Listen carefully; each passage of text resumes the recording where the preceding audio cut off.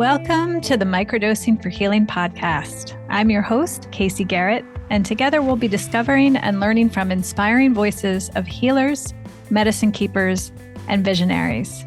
Every episode, we'll explore the world of health, vibrant wellness, and natural medicine for a new era of human society. Welcome to today's episode. All right. Hello, everyone. I'm really delighted today to introduce you to two people that I've been following in the psychedelic medicine space for some time. I very much admire them. They have built and created a beautiful, beautiful retreat center in Mexico that we're going to learn all about today. Please welcome Joël Brierre and Victoria Wueschner of Tandava Retreats and F.I.V.E training program. So welcome, both of you. I would love to start off with, I've been researching Tandava and F.I.V.E, and I'm so curious where the name Tandava comes from. I can answer that one.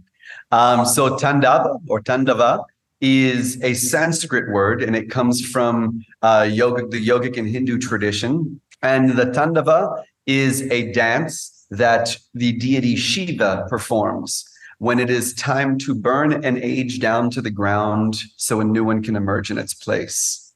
And so in yogic philosophy, there are different ages, or what they call yugas. And as it is time for a yuga to come to an end, Shiva appears and becomes what's called the Nataraj, the cosmic dancer, and engages in the Tandava, the dance of destruction, but also the dance of creation.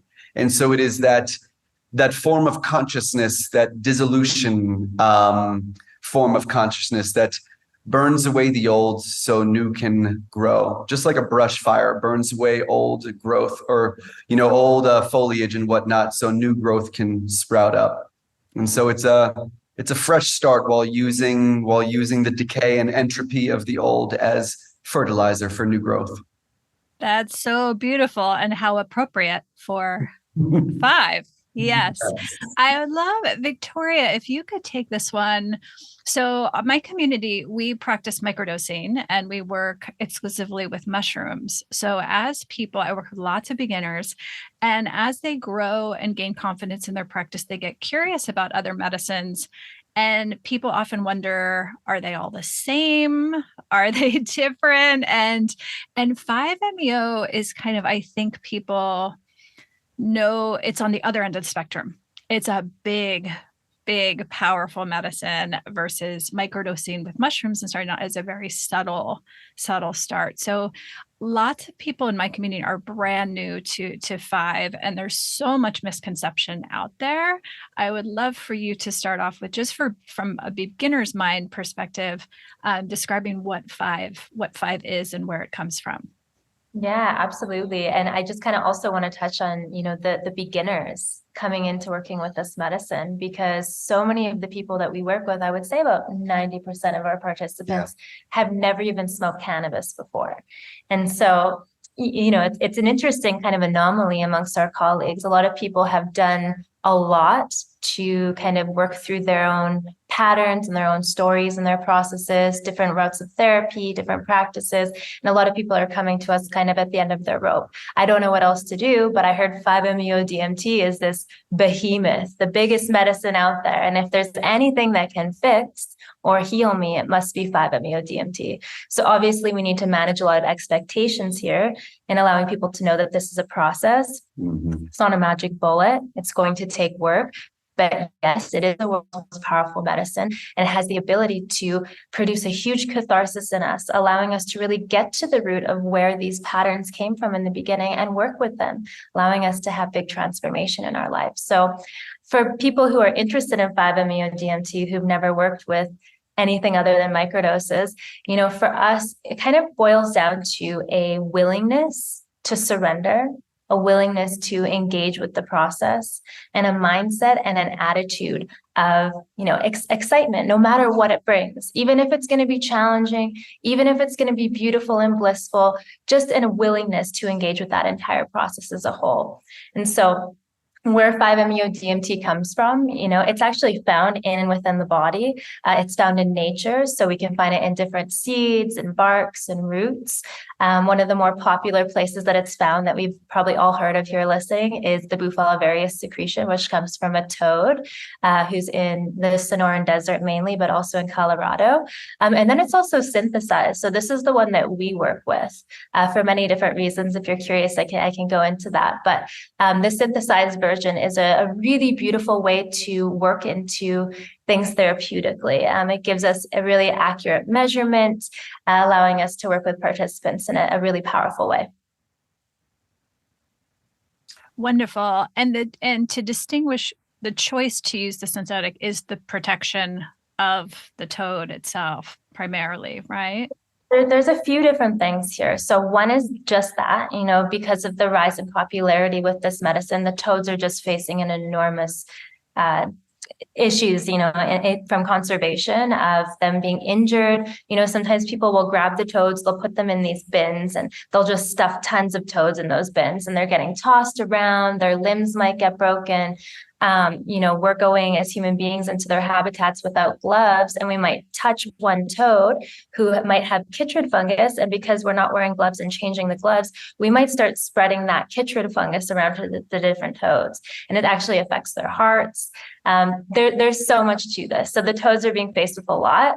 And then also safety as well. So with toad secretion, there's anywhere from 10 to 30% 5-MeO-DMT. So even with the world's most accurate scale, us as facilitators have no idea how much we're giving someone, which is a really important thing. The other piece as well is that some of the additional alkaloids and tryptamines within the secretion have cardiotoxic elements. So for people like us who work with a lot of elderly participants who might have underlying heart conditions, this raises risk. Got it. Beautiful. Thank you so much. Joël, I'm so curious, who are you guys seeing come to Tandava? Good question. It's been a big shift over the past few years where I would say prior to 2019, 2020, our demographic were plant medicine enthusiasts, psychonauts, spiritual seekers, people who have kind of been down the road, so to say, had some different experiences, cracked through some layers, and were looking for that big mystical experience. As psychedelics began to get pushed out to the mainstream more for mental health rather than exploration, we saw a big shift in our demographic, particularly after, a few articles came out kind of showing the potency and potential of its therapeutic aspects. So around 2019, 2020, we started seeing a pretty big shift in demographic, more towards people who, as Victoria said, were far less experienced. Almost all of our participants now have never had any experience with psychedelics. Most of them haven't even smoked cannabis. But they're people who are suffering deeply, people who have tried traditional forms of therapy, many of them for decades, with little to no success, and are at the end of the rope and are looking for something that can help bring a dramatic shift. And so that is a good part of had been a good part of our participants for the past few years. And now we're getting more seekers as well. We just wrapped up a retreat day before yesterday. That was a beautiful group of, Jedi warriors. It was mostly people who had been doing different kind of modalities within themselves, working with different things, finding deep layers of self-discovery, and looking for an extra oomph, an extra push to really take them to that next level. And so it's really, really beautiful. So as Victoria may have alluded to previously, we get a bit of a range of demographic from people who are deeply, deeply suffering to people who are looking towards optimizing their own day-to-day life and falling into a deeper connection with that stillness at the center. Wonderful. Victoria, can you share a little bit about the ceremony itself? Because I think 5-MeO is so unique in that people are used to like a mushroom trip taking a whole day or and going on. And 5-MeO, it's actually the ceremony itself is much shorter, I think, than people realize. But the container you hold, because of the power of the medicine, is much larger than just the ceremony itself. So can you share a little bit about the preparation, the ceremony itself, and the aftercare you might provide? Absolutely. Yeah. So our regular protocols are a 7-week protocol. So before the retreat, there's 2 different preparation calls where we're really diving into the participants' process with them, using different journaling prompts, seeing what kind of fears might come up, what their relationship is like with things like control and fear and death, all the things that this medicine might bring up. And just, yeah, really, really getting in there. And in that preparation process, it's giving us all of the kind of information that we need so that we can really tailor the container and the experience to them. We're choosing routes of administration, we're choosing dosage, we're choosing different practices that might serve that person, different ways of speaking. Different participants might be more adverse to different types of languages or more drawn to them. We get a lot of people who maybe don't feel comfortable in the spiritual lenses. And so we're using different types of words. And then when they come here on site, we've got 5 days. In those 5 days, we have 2 different medicine sessions. And so how we go is going to be completely unique to each person and their needs. And there's 4 weeks after of integration. And so the integration is again going to be specific to the person. So after we've spent all of our prep time, all of our time during the retreat with them, we're getting to see what's been coming up in their process and what different types of integration specialists, because we have a whole team of them, might be the best one for their process. And so we team them up with them for 4 weeks, really allowing them to get the most out of the experience. Thank you. And the ceremony itself, how long does the ceremony typically last? Yeah, it's again super dependent on the person. So, generally the experience lasts anywhere from 15 to 45 minutes with X factors on both sides. But we do allow in each of our sessions for participants to go up to 3 rounds. And so we have a symbol that we use, if they're in the experience and, for example, they're really getting a lot of work done, but they feel they're getting back into their body and they want to go back in, they would use this symbol. Or for example, maybe it's a really beautiful, blissful experience and they don't want to come back yet. They have the opportunity to go back in. Yeah. So, sometimes our sessions can go upwards of 1.5 hours, 2 hours, depending. Love it. Beautiful. Joël, given the power of this medicine, I would think that the setting is exceptionally important and part of the process. So Tandava, take us through Tandava. What does it feel like to be there? Where is it located? When did you conceive it? When did it open? Yeah, tell us a little bit about the setting you've created. So Tandava, we are here at the flagship center in Tepoztlán, Mexico. And for those who are not familiar, Tepoztlán is a very, very, very beautiful little nook of the world. It's a lush, fertile valley around 6,000 feet elevation. It's eternally spring weather here. There's flowers and butterflies and hummingbirds year round. It is a very just quaint, safe, nurturing place to be. There's essentially no crime rate here. There's a beautiful quality of life. It's a very, very family and children friendly area where kids are allowed to be kids. This land has always had a very nurturing feel. We're surrounded by these big dramatic mountains that just hold you and nestle you like a nice cradle. The mountains during this time of year especially are lush with different types of edible mushrooms, both psychedelic and functional. And the land here the earth is super fertile. We're just a few hours from a big volcano. And, you can just grow anything here. So fruit grows abundantly, food grows abundantly. It's a wonderful place. And, this kind of where we're at is, an evolution of an idea conceived over 20 years ago. But, our whole team comes from hospitality. We all come from the hospitality space. And something that we all have a deep passion for, but also find something to be very essential to successful work with these medicine, is creating a space where the mind can feel that it's stepping out of the ordinary and into the extraordinary.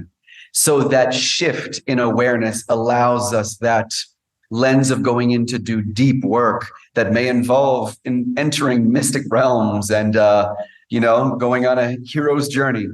And so this property we're on is a strikingly beautiful property. We're surrounded by these big dramatic mountains when we've got great views. We've got beautiful trees and amazing flowers all over the place. And there's a nice big just grass area where you can just roll around and just once you come here, you kick your shoes off and you don't need to put them back on until you leave on Sunday. Our medicine space, which we're in right now, we converted over from an old wedding chapel. And so it's already got that sacred feeling of divine union. And, when we have our sessions, we have a nice big bed over there, nice comfy pads everywhere. And the idea is just to create a nurturing, safe, cozy space that just continues to wow and allow you to feel that you are in the extraordinary realms, because that's something that can be so important to this type of process. Going into this type of big experience, the set and setting isn't just where we're at during the time of that session. The set and setting evolves the sense of safety and trust we established during the preparation period, of getting to understand what their deepest fears may be that may come up during the session, and not just how we can mitigate it being a terrifying experience, but more so understanding how we can utilize that medicine to act as a vehicle for catharsis, to find all the different aspects of our psyche that get in the way of us remembering our true wholeness, and get to bring healing and nurturing to those parts of ourselves. And so the entire container is geared towards that. And the center is almost the nucleus of the container, where we can really hold that sacred and safe space, where it's not just about healing, but also about expansion and growth, because it's important we don't get stuck in healing. And so this is the land of eternal spring. This is a land where things grow, and it just has that expansive feeling. And so that's another very, very important aspect that goes into the set and setting, is just remembering that it's not all just about healing, but we want to be able to go out and expand and go from our internal soothing to external exploration that results in influencing others and shining that light so bright that it inspires others to seek their own. Beautiful. Yeah, it was remarkable looking at your team that you've assembled there. And I love that they come from service, being of service, and a lot of creating a container and a setting is care fundamentally. So yeah, thank you. Thank you for drawing from that. Victoria, I am so curious what, I think the modern media portrays so many psychedelics in the frame of, the Western lens of pharmaceutical and fixing. And so the diagnosis of things.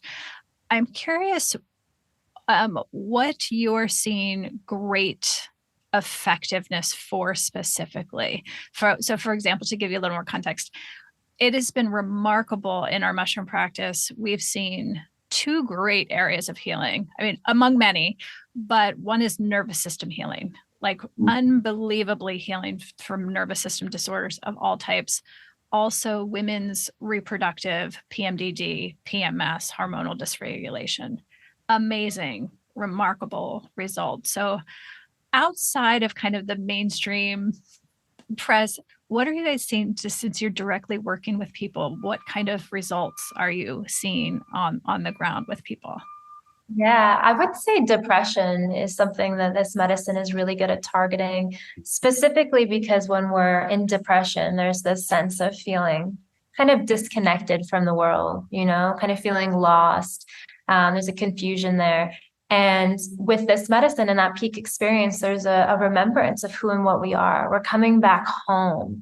Everything kind of falls back into place again. And us being able to have that remembrance to come back into the body with, we call it an elixir here, the return with the elixir, because we use the hero's journey. But returning with that elixir within us, suddenly this light that seems so dim within us is back on, and it's bright and it's powerful. And it allows us to go back into the world shining brightly with an excitement, looking forward, to our future, rather than feeling this kind of deep bogged down sadness we have. So we've seen a lot of success with that, particularly with participants, again, with a positive mindset coming into this. Oftentimes the people with the deepest depression, they've been working with therapists for a long time, and they're coming to this medicine to see what it can do. And so they've done a lot of inner work into themselves. They're willing to do the work. And then they have a container on the other side, not just with our integration specialists, but oftentimes still with their therapists. And so they're willing to put the mud boots on. They're willing to do the work. And that's honestly where we see the most the most transformation. And then as well, I would say another kind of demographic would be sexual trauma as well, because as human beings, we go through trauma and we store it within our body. And 5-MeO DMT is such a powerful tool for catharsis. In that catharsis, bringing all the somatic material up to be worked with, to be, kind of pushed out in its own timing. So, we see a lot of people with sexual trauma coming and kind of reliving that trauma in a different way through their experience, allowing it to come up. And, I would say that those are kind of the two main ones. Yeah, amongst many, but we do see a lot of potency for those. Wonderful. Joel, one of the things I've loved and admired following you is you have really held out a voice and a vision for how important it is to hold this responsibility of carrying medicine with responsibility, with reverence, with honor, consistently over the years that I have followed you, which I so appreciate. Because of this medicine's power, it also holds the same power for destabilization when not held in the right hand. So given that you have held a voice and a vision for ethics in this space, I would love for you to talk about things to look out for if people are new to this medicine and looking around for experiences, what you kind of want to look for in a retreat center, in a facilitator, and what are maybe some red flags to watch out for. Yes. Question. Yes. Thank you. Firstly, I think the first question would be, is this medicine right for me right now? Am I in a place in my life where I am okay to possibly go through a little bit of destabilization afterwards in my integration period? Do I have the right support system around me? Things like this, initial questions are going to be really, really helpful. These are also things that should and can be asked during a discovery call with a practitioner or a retreat center. We've got a great list of questions to ask your facilitator or what to ask your retreat center on the 5 platforms. So I highly encourage people to look at that, because it's really important that you as a participant feel empowered enough, feel confident enough to ask questions, even if they may feel a little uncomfortable. Ask a facilitator how long they've been serving for. Ask them where they did their training or what they did to train. Inquire if they've gone through mentorship or anything like that. Ask them about what support you'll receive afterwards. If there's not clear information and clear communication around that, that's generally a red flag. If there is no preparation nor integration offered, that's also a red flag. 5-MeO DMT is a powerful substance. And if the practitioner is going, okay, well, we'll have this day session and then you've got my number if you need me afterwards, that doesn't fly with this. Of course, it can with many people, but there is still a significant risk that that person will become destabilized. And it is a practitioner's responsibility, if we are cracking people this wide open, that we provide a support system to help contain, AKA a container. So a lack of a container is another red flag. An absence of a medical and psychological screening form is also a red flag. There's quite a few medical contraindications with this, both via medications, psychological conditions that can become exacerbated, different things like this.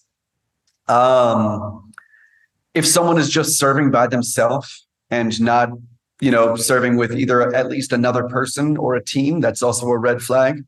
You always want at least 2 people present, because a participant can become physically dynamic on this medicine and may require assistance to cushion their bodies. We don't want to restrain them. We want to let their body play out a catharsis, but we want to keep them safe. So there's a lot of things that can go wrong here. So you need a practitioner who understands this medicine, understands and is educated and trained in first aid protocols. And another great question to ask is, what is your emergency protocols? Making sure that they have an emergency plan in case of the worst. If they don't, that's another red flag.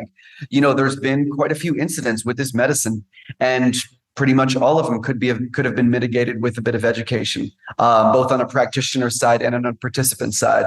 And it's our duty as practitioners to educate our participants on what they're getting themselves into.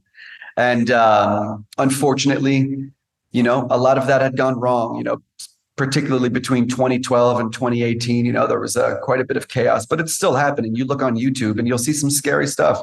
You'll see people getting served on sand or, in the woods with no real cushion or padding, and their bodies going into what looks like exorcism, movement. And so this is big stuff. And you want to make sure that you're going into it with people that you feel safe with. Because at the end of the day, the last thing the mind is going to think before total dissolution is, am I in a safe place to fully let go?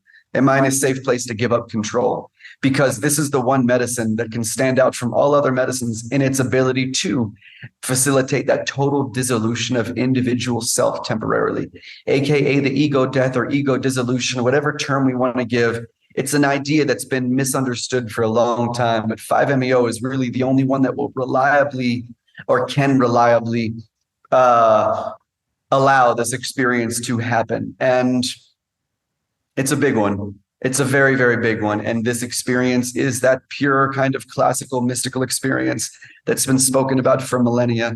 And so it does deserve to be approached with reverence. And that doesn't mean this has to seem like a quote unquote sacred or spiritual ceremony. This can be done through lens of quantum physics and full rational logic, even though we will have to embrace the paradoxes that some things will defy logic. This experience does defy logic, but we encounter the same thing in quantum physics and science. The further in we look, the deeper we look in a microscope, things stop becoming solid. Things become a little less attached. And so these paradoxes are something that we have to allow within the psychedelic framework. And yeah. Beautifully said. Yes. Well, coming from that inspiration, I'd love to shift to F.I.V.E, which is your beautiful educational platform. I know it's been such a treat to watch you, Victoria, because when I originally met you, I think this was just an inspired idea and vision, and to see you bring this to life, it's such a beautiful, I know you're wrapping up your first full year with your inaugural program. And one of our coaches at Microdosing for Healing is actually in your program right now. So I've had a little seat next to it, and it's rich. It is exceptionally thorough. You've assembled a really amazing, deep team of educators. So congratulations, first and foremost. And I'd love for you to share a little bit more about it. I know you have your second cohort opening up shortly, right? So yeah, share a little bit. Yeah, absolutely. So first, I'll just kind of share about F.I.V.E in general. So for those who've never heard of F.I.V.E, it stands for 5-MeO DMT Information and Vital Education. And this is a free resource hub to the community all around 5-MeO DMT. So this is originally what it started as. So the website for anybody that's curious is FIVE-MEO.education. You can go there and find everything you could possibly need to know about 5-MeO DMT. There's an information page, FAQs, scientific research, lectures, webinars. Actually, that being said, we do monthly webinars. We bring in different guests that come in and speak about different topics around 5-MeO DMT. This month, we have one coming in all around NDEs. There's Dr. Pascal Michaels coming in. He studied 5-MeO DMT and NDEs and seen a huge correlation. So we're really excited to have him. And so essentially this all was birthed out of a wanting of people to understand 5-MeO DMT. There's just so much going on in the 5-MeO community that is really pure chaos. And so we birthed this out of a desperacy, I would say, a need. And I do think that it's being really well received in the community and helping a lot of people responsibly and respectfully kind of approaching this medicine. And then we decided to add a training aspect to it. So we have the 1 year, which is actually getting condensed down to 9 months for our 2024 cohort. Essentially, the way that this looks is each student will get a topic every week. With that topic, they get multiple videos, multiple handouts, and then we have a community call that's all around the topics. We can really sink our teeth into it, getting a deep understanding, going into breakout rooms, really, fully grasping that topic. And so we do that for 8.5 months. And then we have 2 weeks on site here, really getting hands-on experiences here at Tandava. And so just like you were saying, we brought in over 35 teachers and speakers to support us in this, because yes, Joel and I have some knowledge, but we don't know everything, you know? So we have to bring in different experts in their fields. And in this way, the students are really getting a well-rounded understanding of 5-MeO DMT and how to safely shepherd it out into the world. Mm-hmm. Everything from pharmacology and neuroscience to mysticism. Mm-hmm. Beautiful. Who in your first cohort, are you drawing clinicians? Is it people who are already in the community? Is people new to the medicine? I'm so curious. Yeah. So all of the people that are in the training all have relationship with 5-MeO DMT. That's one of our prerequisites. But primarily, I would say it's kind of broken up into thirds. We've got clinicians, we've got therapists, and then we've got psychonauts, like, you know, people that are already serving psilocybin or, you know, ketamine, things like that. That's fantastic, as it should be, ideally. It's beautiful getting everyone in the room. Now, is there anything, have you experienced any surprises through your first experience in the process? Surprises. Surprises. I don't think so. I mean, not huge surprises through the first. I mean, it's been beautiful, beautiful program. We've had a lot of fun in it. Surprises. Maybe I'll share one to give you more context. Yeah. So in my first year of our microdosing for healing program, I had a lot of concern about a group being able to gel together. You know, I was kind of the mindset like of affinity groups, like young people needed to be with young people and older people needed to be with older people and people with similar background. That completely was not the case. It was really, really surprising to me how much everybody kind of drawed each other together.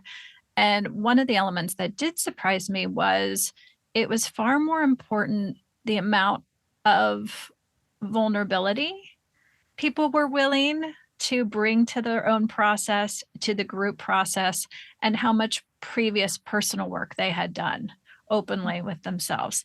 That has been a much more distinguishing factor in the group experience than, say, was someone a doctor versus someone's 21. So that was kind of one of my learnings that I would not have known until I kind of was through the first year, right? So I love it. Yeah, neat. Yes. I'd love to talk a little bit more about the retreats that you do. So when you're drawing a retreat together, are they thematic retreats or do you allow people to kind of just draw each other in? So we've got a few different models, and I'll speak about some of them, and then I'll pass it to Victoria to share about a few. So our main protocol is called Inhale. And this is an introspective container where we take a max of 6 participants. We do 2 weeks of individual preparation with each of them via Zoom, done privately. While they're here on site, their medicine sessions are done privately, and they get their own personal integration specialist for 4 weeks afterwards. And then there's still group activities. You know, there's morning practice with gentle yoga, breath work, and meditation. There's sharing circles and workshops in the evenings. On one of the days, we do a traditional Temescal sweat lodge run by a local Temescalero. You know, so there's still some group activities as well, but it's an individualized approach. Then we have Exhale, and Exhale is more of a group exploration retreat. These we take up to 12 people. Generally, we like people to either be already experienced with 5-MeO or not in an acute healing process. So this type of retreat would not be necessarily appropriate for someone working through deep sexual trauma, and it's still in a very raw stage where they go into a visceral state when triggered. This is more for an outward experience. And so the medicine sessions, while on the preparations done as a group via Zoom, the medicine sessions are done as a group, still one at a time, but the entire group is there holding space. And it can be really lovely. And then one of the sessions, we do low to medium doses all together as a group, and people can interact, and it can get very beautiful. And then integration is done as a group. So those are the main 2 we do. And then we've got some specialized ones. And Victoria has an upcoming female survivors of sexual trauma. And we've got a couples retreat coming up if you want to. Yeah, the sexual trauma one. This is one I'm just so excited about. I come from a background of sexual trauma myself, so it's something that I have been wanting to put into the works, but also understanding when we're talking about sexual trauma, how big this is for women to step into this type of container and really needing the support system there, whatever that looks like. And so what we've brought in is Dr. Holly Richmond, who specializes in sexual trauma, somatics, couples as well. We're doing the couples retreat with her. So she's going to be here on site, as well as Sarah Snedeker, who's an integration specialist who specializes in somatics and internal family systems. And we'll also have a nurse on site. So we're really just staffing this thing to the T. But the idea here is creating a safe space for women to come and explore the sexual trauma, to start working into it, being with it, while being in a space with other women who have also been through this, because so many women who've been through sexual trauma, we just kind of stuff it down. We don't talk about it. There's a lot of shame wrapped up around it. And we don't have a lot of community to kind of share what we've been through and realize that other people have been through this too. And in that, we can open up and be very, very vulnerable and allow us to get to very deep levels of our process. And so we're going to be utilizing, obviously, the medicine, but also Dr. Holly Richmond is coming in with sexual trauma specific workshops. And so the way that we've really tailored the different practices, the workshop, the medicines, the kind of group discussions and integration is specific to kind of slowly titrating women into a space where they feel safe enough to slowly go deeper and deeper and deeper into the process, in this group environment. And I'm just so excited about it. We have an incredible group of women coming from all around the world, and it's going to be juicy. So beautiful. Thank you. Yeah, your passion for it comes through. Yeah. You're speaking about it. Absolutely. I'm so curious to learn about the preparation process, because people are going on retreat with you, setting out dates, booking flights. It makes the experience very different than you're stepping outside of your regular life and giving you more preparation process. One thing that I have found to be very game-changing, even with microdosing practice, is diet and purifying the body and opening your channels to get ready to meet the medicine. Because a lot of times it's not that the medicine, quote unquote, isn't working. It's that you have too many layers between your experience to meet the medicine. So I'm curious, given people sometimes will wait months of planning ahead, what are some of the best practices you have seen in kind of preparing the body and spirit for being with you? Good question. And it's going to be a very counterintuitive answer with this and how we've come to work. So traditionally, I started hosting retreats in 2011, I believe. And for quite a long time, our retreats were all vegetarian. Some of them were raw food, raw vegan. I led some of those a long time ago. And they slowly started to shift. And the way we would have people prepare began to shift as our demographic shifted. As I mentioned, most of our participants coming to us are in such a raw state and are not people who have ventured into any spiritual discipline before like this. And so that can make it almost even more confrontational and make it feel almost even more unachievable and undoable for them. And so we've actually taken a bit of a different approach and gone with the most nurturing, everything possible, with really tailoring to what exactly they want and what they need. So we tailor to any diet while we're here.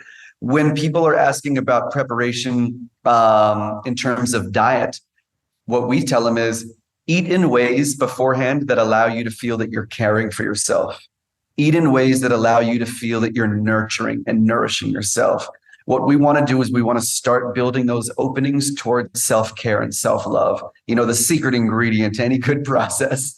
And, sometimes that may mean, some good ice cream. Sometimes that may mean eggs and bacon, and just yummy stuff.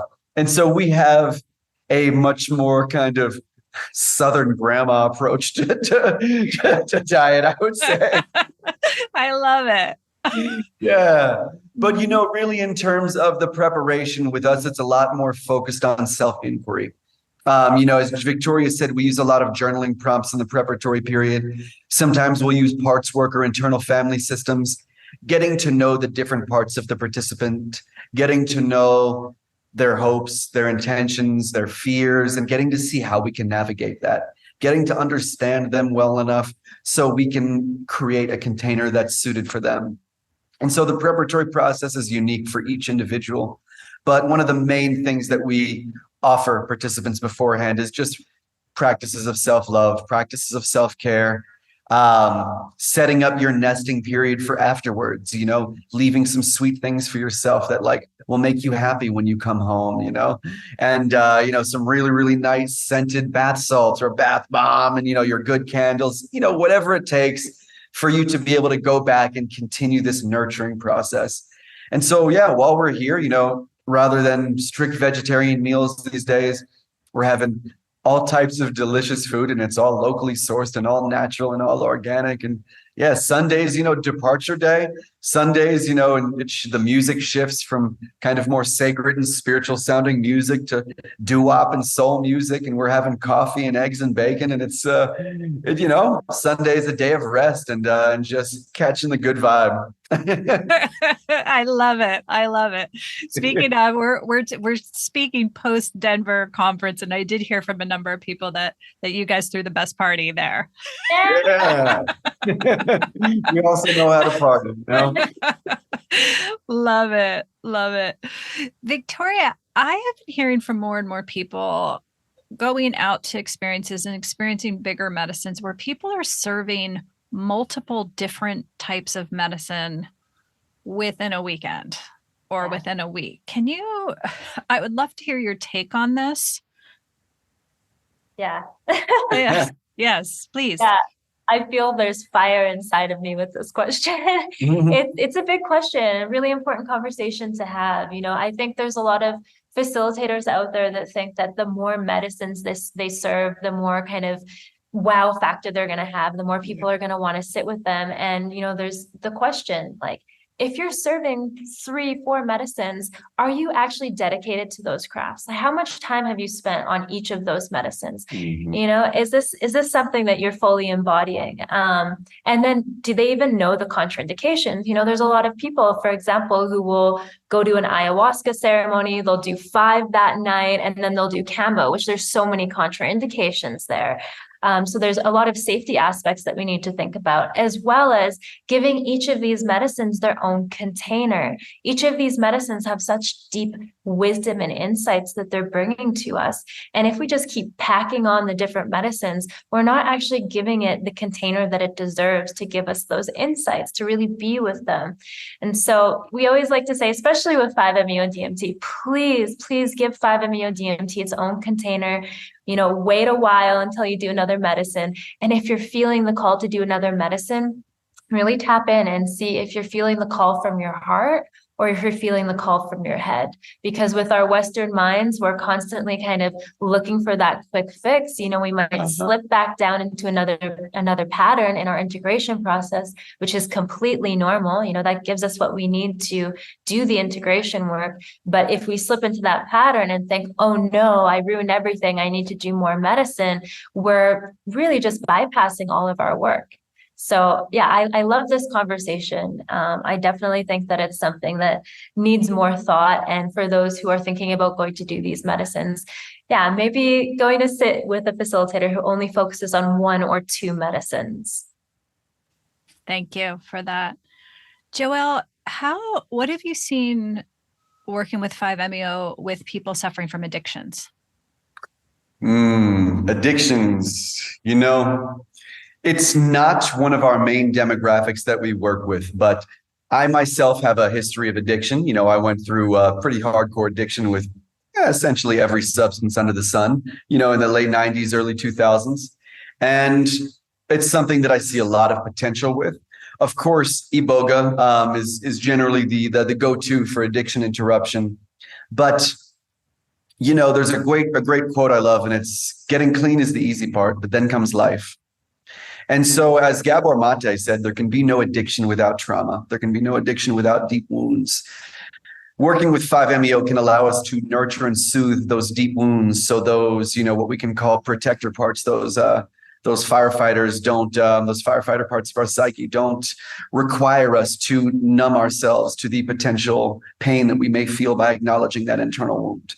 And so, 5-MeO post Ibogaine and Iboga was started getting pioneered around, 2010, 2012. Martin Polanco and Joseph Bersuglia.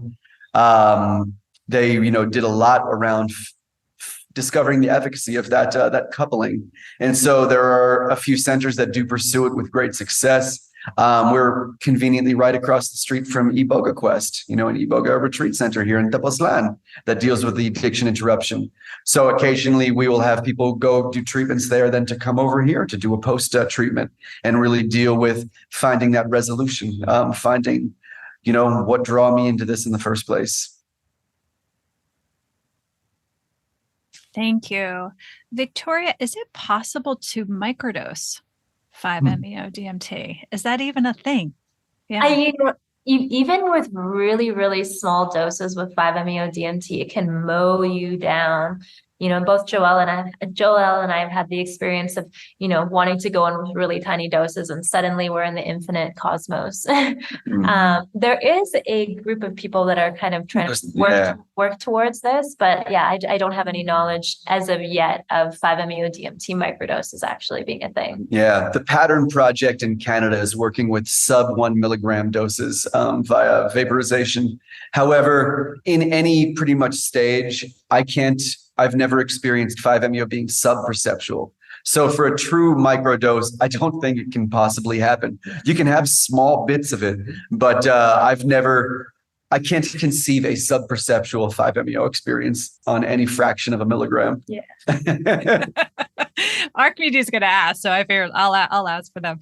The other question people often ask is when they're preparing for a big experience, and they are practicing plant dietas or microdosing, how do you have a recommendation of, to pause your other practices in preparation for their journey? It's going to deeply depend on each person. It's going to be a different case for each individual, depending on their relationship with what they're doing, with their stability within there, and their support system and where they are in their life.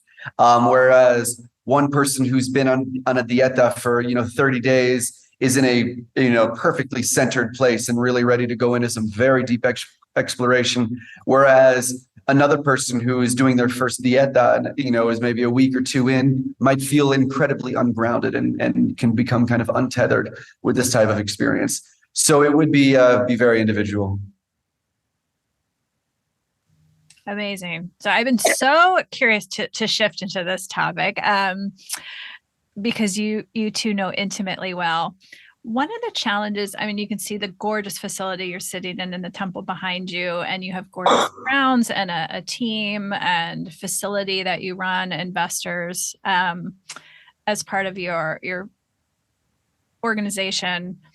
It becomes challenging, I think, to run a heart-led, spirit-led, direct with your holding space, holding sacred containers, and then also coexist like in the muggle world with spreadsheets and investor demands and things. So a lot of people, I feel like every week I get approached on social media and people within my greater community who have a personally transformative experience, and they're like, I want to open a retreat center. And I've had the experience, I've had healing art studios with a very large team and multiple locations. And we would always joke, my manager and I, the more serene and calm and placid and consistent everything looks on the outside, that meant behind the scenes, there was a commensurate amount of a lot of people doing a lot of hard work behind the scenes to kind of make everything, to hold a sacred container that's very peaceful and calm to all of our guests. So having done it, I would love for you to talk about negotiating like the business side of running a spiritual, sacred therapeutic business and navigating kind of having feet in both of those worlds? Oh, yes.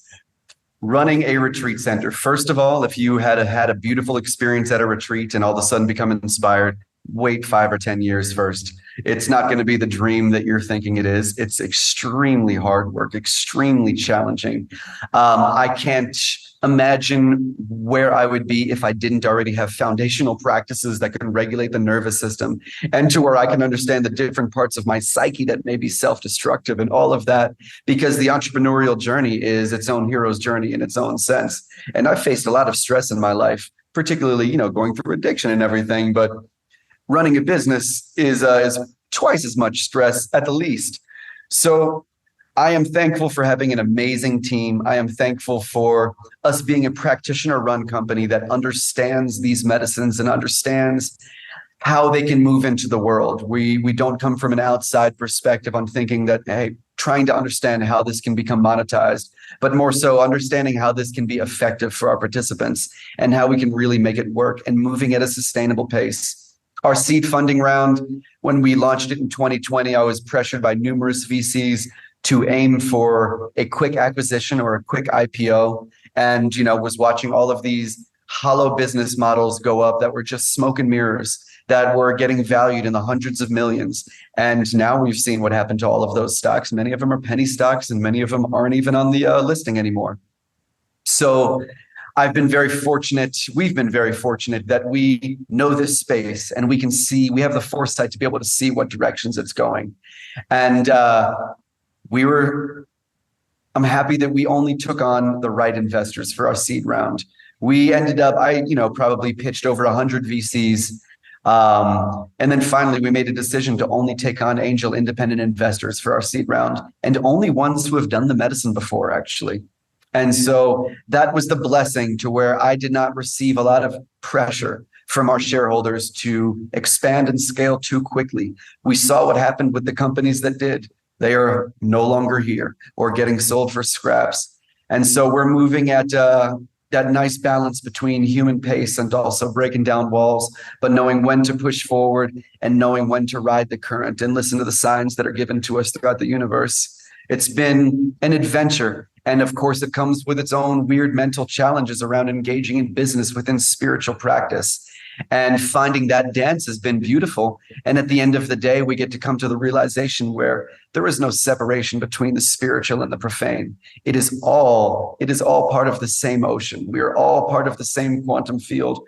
We are all part of the same expression of the Big Bang that exploded, 13.8 billion years ago. We are all expansion in action. We are all the manifestation of creation.